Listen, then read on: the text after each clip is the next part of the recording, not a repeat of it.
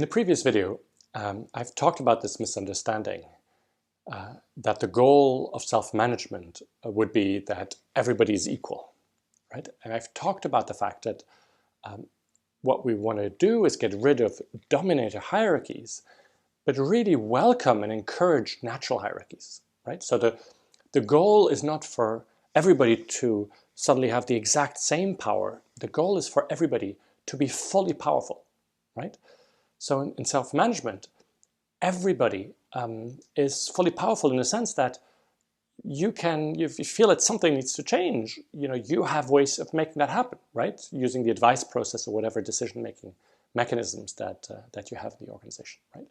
And it's a huge deal, right? It's enormous. Like it's a historical leap that everybody is fully powerful, right? But some organizations are finding out that just changing these mechanisms, so adopting self-managing practices, things like the advice process, isn't enough in itself for people to become 100% powerful, right? They're finding out that their internalized cultural aspects of domination and oppression that keep playing even in self-managing systems, right? I'll give you an example, right? I as a man, certainly as a white middle-class man, right? I've grown up in a way where if I take initiatives, if I say, hey, I feel we should do this or that, that has been valued, right? People have recognized me for that. And if I had grown up as a woman or as a person of color or somebody from a working class background, I might not have at all the same experience of upbringing, right? Say as a woman, I might have encountered that when I come up with initiatives, that's not welcome, right? So many women will tell you that they sit in a meeting and they come up with something and they get interrupted. Or they come up with an idea only for people not to really react. And then 10 minutes later, a man sort of repeats the same idea, and suddenly everybody goes like, oh, well, yes, this is a great idea, right? I remember a woman telling me that when she had an idea she really cared about, she had an ally, a man that she would tell, like, this is the idea, so that he would say it, which is ridiculous, right? Which is shocking. And so a lot of people have grown up with a very different sort of conditioning, where they've learned that, stepping into their power was not valued. Right? And so even if we change all the mechanisms, we might still have cultural aspects in the organizations that make that some people don't step into their power, or that if they do step into their power, they don't receive the support from the rest of the organizations that they should. Right? An example of this would be a woman or a person of color who steps up and ask for some advice using the advice process, and they might not receive the same advice than if they had made the exact same proposal, being a white person, a white man. Maybe the advice would have been quite different. There was an interesting article written by Simon Mont, you can try to Google it, about that aspect. He was criticizing holacracy and sort of by extension the whole self-managing movement, quite harshly, for that cultural blindness. And I think he's right. I think that we often focus a lot, and I certainly focus a lot on sort of the structural aspects, the practices and processes. And again, they're absolutely critical, but they won't do away with some of these internalized mechanisms of dominance and oppression. And so I think that once you start shifting these systems, it's really important to start having really open, beautiful conversations in your organization about these cultural aspects. In what ways are women, again, people of color, or people from minorities, people from working class backgrounds, people of certain accents, people with certain forms of disabilities. How are they prevented from stepping into their full power, or how are they, have they simply learned not to step into their full power, and how can we invite them to do that? And I think this is a really critical and beautiful conversation.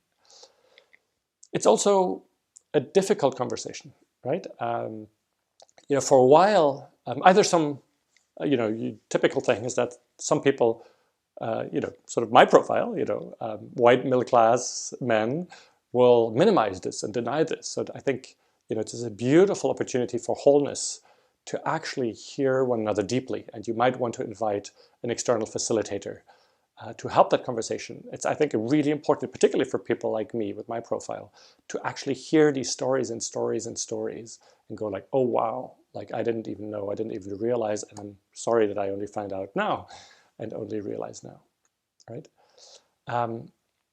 And often what happens then is a period of unease, right? We can fall into then the opposite trap.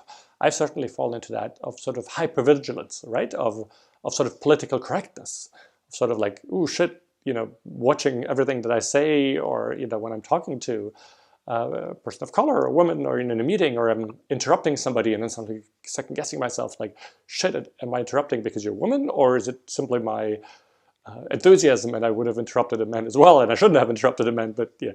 So you start second guessing yourself, and so for a while this might be a difficult period.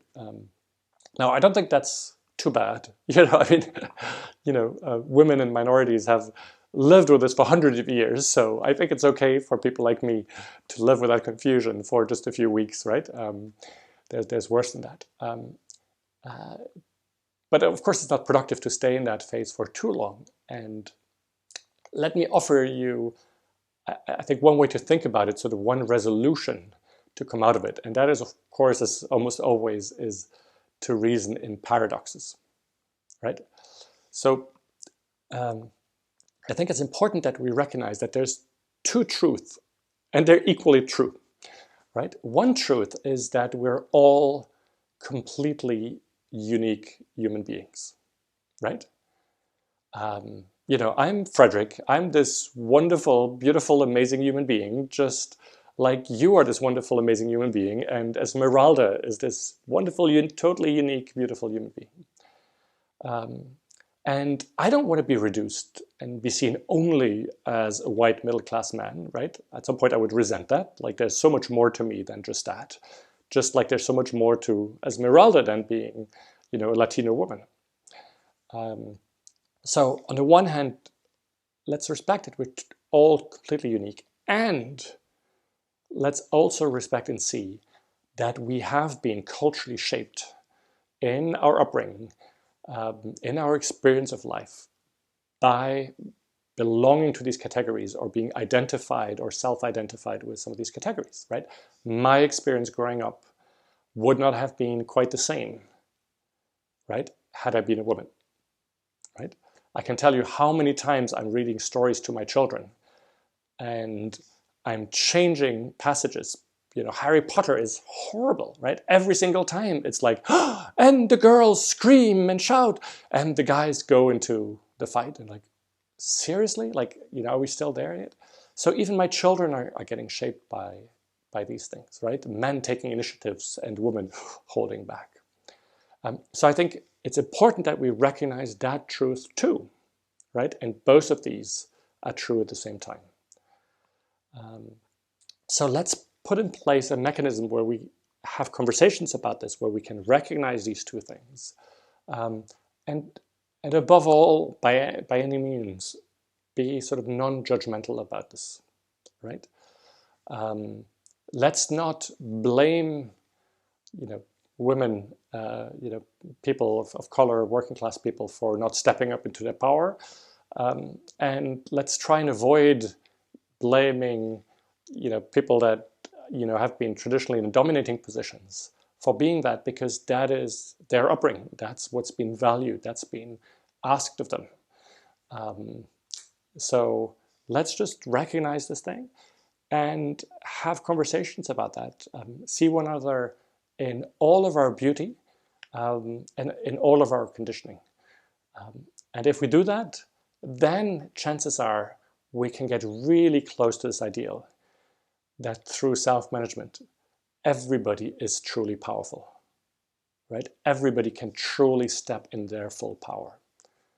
And that day, boy, it's a different world we'll live in. Perhaps you've noticed there is no paywall, no monthly membership to access this video series. That's because the videos live in the gift economy. This is how it works. I gift everything that goes into making the videos, my time, energy, and insights, and you get to choose what feels right to gift back. Please take a moment to reflect on what would feel good to give in return to help me continue doing this work. Thank you.